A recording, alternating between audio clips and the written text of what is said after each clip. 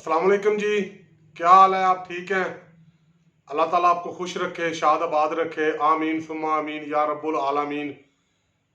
आज मौसम बड़ा खुशगवार था।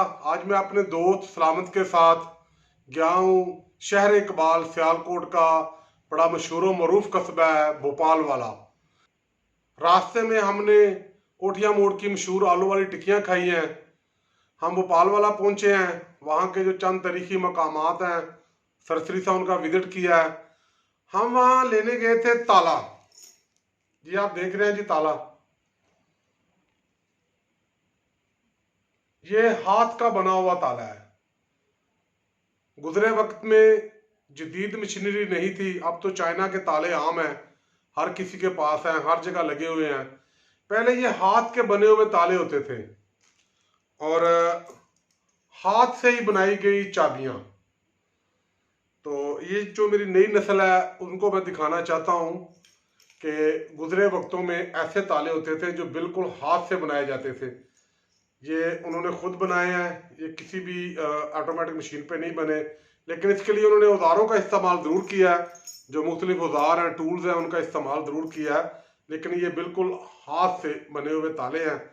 तो मैंने सोचा क्यों ना कुछ पुरानी यादें ताज़ा की जाएं और अपने घर में एक हाथ का बना हुआ ताला लगाया जाए। ये मैं एक शौकिया लेके आया हूँ। बाहर जो लोहा है आप देख रहे हैं और अंदर ये पीतल वगैरह ये भी आप देख रहे हैं। तो मेरा ये आपको दिखाने का मकसद ये है कि गुजरे वक्तों में मुख्तलिफ अंदाज के मुख्तलिफ साइज़ के घरों के दरवाज़ों के लिए और जानवरों के पाँव में डालने के लिए ताले बनाए जाते थे। तो आजकल तो जदीद दौर है, जदीद ताले बनाए जा रहे हैं।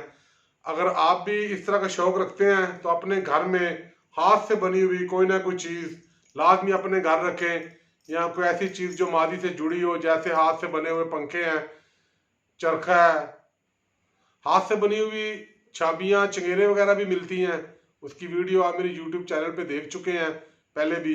इसके अलावा सर्दियां आ रही हैं, अगर किसी के घर में कोई ऐसा फर्द जो हाथ से स्वेटर जर्सी वगैरह बुन सकता है वो लाजमी बनवा के पहने। मशीनरी की बनी हुई तो स्वेटर जर्सियां बहुत मिल जाएंगी, लेकिन हाथ से बनी हुई क्या ही बात है। और अगर वो ही वालदा मोहतरमा के हाथ की बनी हो फिर तो क्या ही बात है। शाद रहें जी, बाद रहें, मुझे इजाज़त दें। खुदा हाफिज।